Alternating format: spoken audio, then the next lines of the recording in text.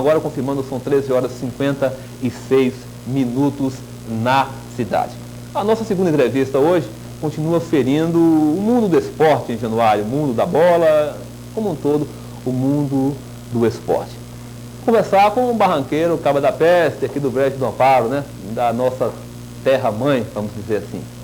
Ele começou muito novo na crônica esportiva aqui em Januária e hoje ele já consegue angariar, né, os louros pelo seu trabalho dedicado, com afinco, capitaneando, dirigindo a equipe de esportes da Rádio Voz do São Francisco. Ele tem 22 anos e é o nosso Pablo Magalhães, o qual eu recebo aqui com grande prazer. Pablo, vamos começar falando um pouco do futebol januarense.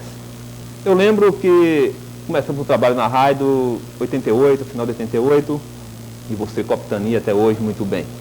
E eu percebo que no esporte januarense, no futebol mais precisamente, tivemos nesses 10 anos, nessa década, vamos dizer assim, que é a década da rádio, duas realidades do nosso futebol. Nos primeiros 5 anos, o futebol nosso foi num crescendo permanente, até chegarmos a campeão do norte de Minas. E depois da metade para cá, até chegar agora, 95, 96 para cá, o futebol nosso deu uma caída, tanto que no campeonato de maior expressão também regional, nem passamos da primeira fase. No meu conceito, o futebol nosso teve o auge e agora está numa baixa. Você concorda ou eu estou falando muita bobagem aqui? Boa tarde. Boa tarde, boa tarde, amigos da TV Cidade. Primeiramente, um imenso prazer estar aqui com você. Prazer nosso. Antes de falar do futebol, quero cumprimentar o Helder. Helder é o meu padrinho na área de comunicação, porque hoje estou na Rádio Voz, graças ao Helder. Graças ao seu talento, né? Graças a você, porque a gente vem se aprendendo. Sempre tem que ter uma pessoa para dar aquela forcinha, aquele empurrãozinho. Graças a você também eu estou aí hoje. Olha, o Campeonato Nacional, você está certo. A gente... observei atentamente a sua entrevista com o Luiz aqui, o Luizinho, e o Campeonato Januarense, o que a gente observa hoje no Campeonato Januarense é que hoje nós temos tantas coisas que nós não tínhamos há 4, 5 anos atrás. Tem estrutura, né? Liga, estrutura, né? Imprensa, liga, gramado, iluminação, lanchonete no estádio, posto policial, jogadores habilidosos, a cada instante surgindo novos talentos. E o que a gente percebe é que... uma divulgação intensa também agora, e o torcedor, você vai a Monte Castelo, são poucos os torcedores. Quem não se lembra, as tardes de domingo, 4 horas da tarde, quer dizer, o jogo estava marcado para 4 horas, não tinha iluminação, e quando chegava por volta de 3h30 da tarde, Monte Castelo já não tinha mais espaço, não tinha mais lugar, nem para nenhum. Você faz uma ressalva dentro desse raciocínio seu, até eu comentei com o Luiz, não aqui, mas outrora, que até o Mangueirão, inclusive, né, tinha uma grande torcida, levava umas galhas de manga pro campo, charanga. Eu lembro que era bastante motivado, pelo menos a torcida do Mangueirão. Desculpa aí o corte na sua raciocínio. Não, tá certo. E do tempo para cá, depois que surgiu o Monte Castelo muito mais bonito, a iluminação, a gente observa que caiu um pouquinho a vontade do torcedor de ir ao Monte Castelo. E eu tenho o meu espaço lá dentro do programa, eu fico perguntando, mas por que o torcedor fugiu? Não foi a qualidade do futebol que caiu também, não? Ou a concorrência da mídia externa? Caiu também a qualidade. A gente se lembra na época do Supercopa, a gente trabalhou junto na Rádio Voz. A Supercopa, o Vinamal participava daquela Supercopa, onde o Vinamal foi até campeão. E o movimento era maior, o januarense ele era mais apaixonado ao Monte Castelo, ele era mais entusiasmado. E desse tempo para cá, o torcedor, aliás, na verdade, o jogador, ele pouco se prepara. Na verdade, é isso, entendeu? Há poucos, são raríssimos jogadores que se conscientizam de que tem que preparar fisicamente, porque hoje no campeonato tem que ter um bom preparo físico, entendeu? A gente observa também que o time hoje, ele está muito voltado a um ou dois jogadores. Tem que ter mais um conjunto, tem técnicos inteligentes, tem o Lozinha, o Zé Vicente, o Leão das Barras, tem esquemas táticos muito bons, mas dentro de campo, muitas vezes o atleta não entende aquilo, porque ele não pratica. Não tem um treinamento coletivo. Não tem um treinamento. A gente percebe muito isso, sim, a gente tem sensação seu também, Pablo, que os times que você fala vive de 1, 2 jogadores. Por quê? Porque como não há um tratamento entre os setores do time, vive quase da individualidade de cada, na individualidade só pode ser de cada atleta, né? Então, acaba que quando o treinador precisa de usar do conjunto, ele não tem.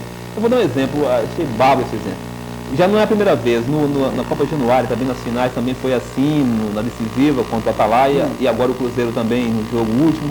O técnico, né, aquela mudança, ele quer alterar o esquema do dentro do jogo. Está jogando, não está bom, vou alterar.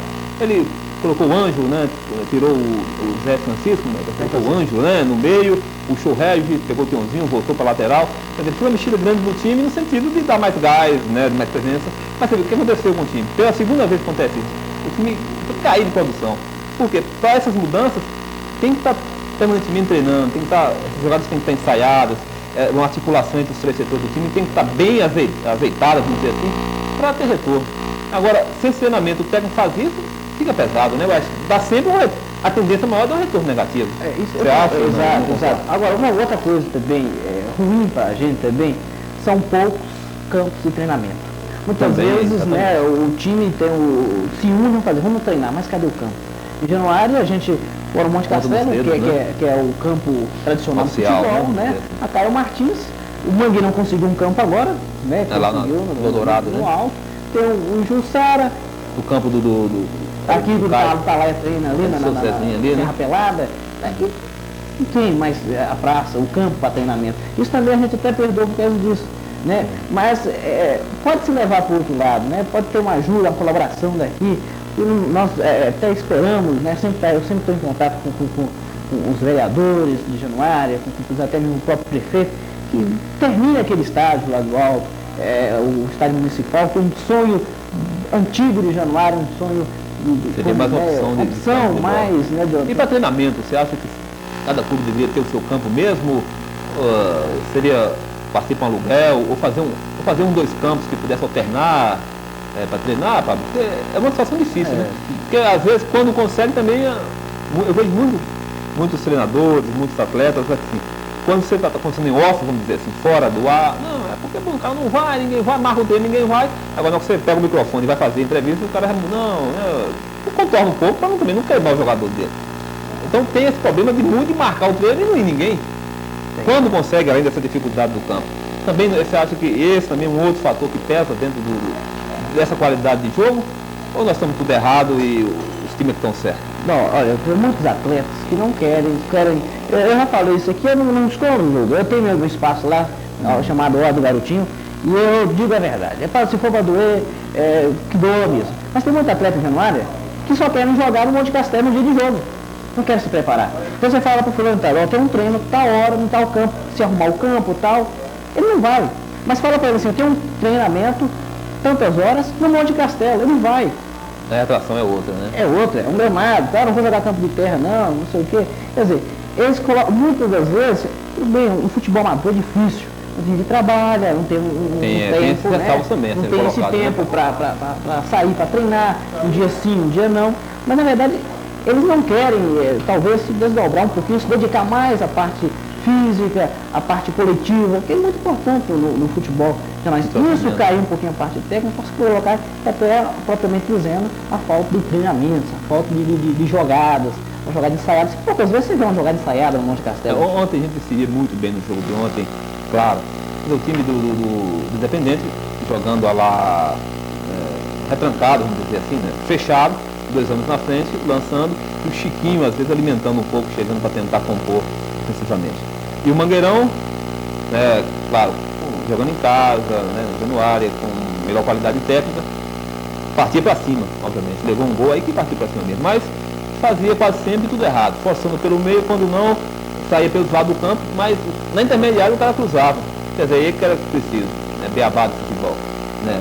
Joga pelos lados do campo, aproximação do lateral passo, o meia faz um 2-1 pelos lados, cruzar, do campo, porque na intermediária dá abrir para a borda, como dizer assim, tanto para um lado como para o outro, virada de jogo, chute a meia distância. Essas são soluções que normalmente tem.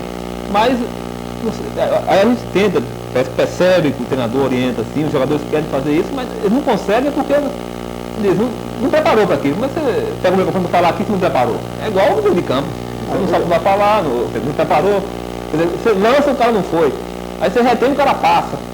É complicado. O exemplo do Mangueirão, o exemplo que foi de ontem, né? Podia ser outro time, qualquer time. Agora, a gente observa a dificuldade que o Mangueirão está tendo hoje, falando mais propriamente do Mangueirão, a dificuldade que o Mangueirão que a gente percebe, está faltando um pouco de tranquilidade também nas finalizações. Entendeu? Porque está chegando.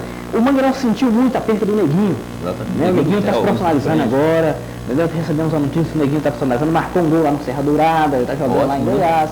Está sentindo muito, porque o Neguinho, a gente observou que o Mangueirão fez uma boa campanha, uma boa Copa Januário, foi vice-campeão, perdeu nos pênaltis para o Cruzeiro, o Neguinho foi o artilheiro do campeonato, então sentiu muita perda do Neguinho. A responsabilidade de gols muito era dele, né? As finalizações, o Theo também está por lá.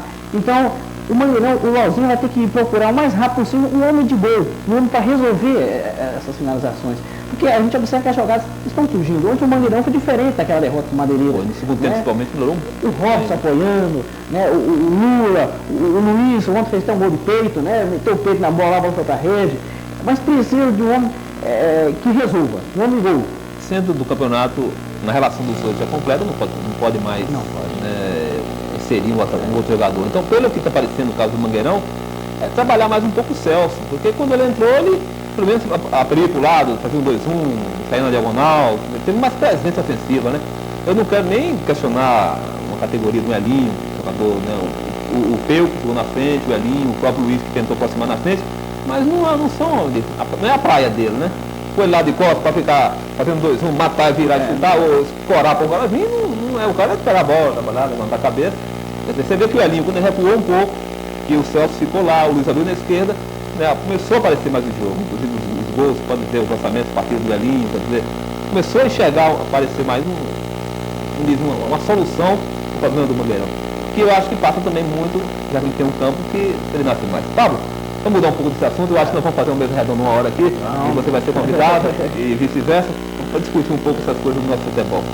Agora, um ponto positivo ainda dentro dessa área, o futebol feminino, né? A gente esperava nunca, para ser sincero, muito sincero, que o time de Januário, Santa, a representação de Januário, chegasse tão longe, né? Quando chegou a primeira notícia, vamos para o Mineiro e tal, e nós sabemos, né, a penúria, vamos dizer assim, que foi, né, a falta de estrutura, um trabalho heróico do Shell, do Vitor, do Marão, com as meninas fechadas, né?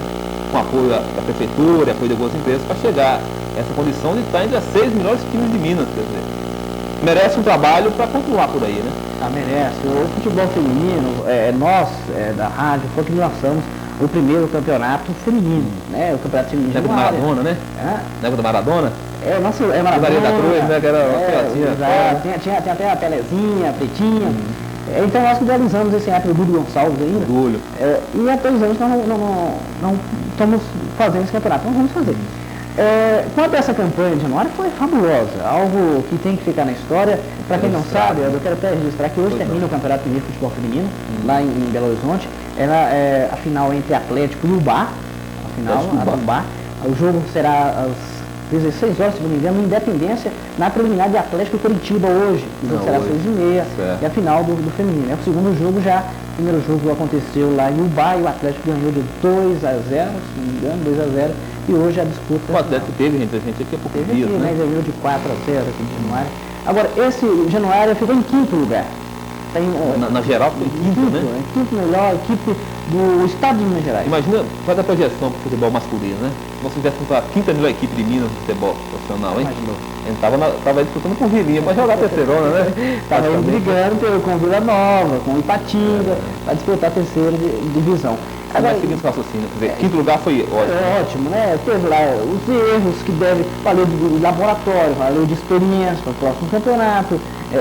Temos que louvar e parabenizar todo instante a pessoa do Dito, do Shell, do Marão, do Antônio Carlos, das meninas, dos pais das meninas, né, que deixaram assim com toda a segurança nas mãos dessas pessoas para viagens distantes, longas, cansativas, problema de transporte a todo instante, mas valeu a pena, parabéns às meninas, eu já mandei um abraço para todas elas, e continue, bora para frente, no ano que vem o apoio será maior, e quem sabe a gente pode chegar numa grande final.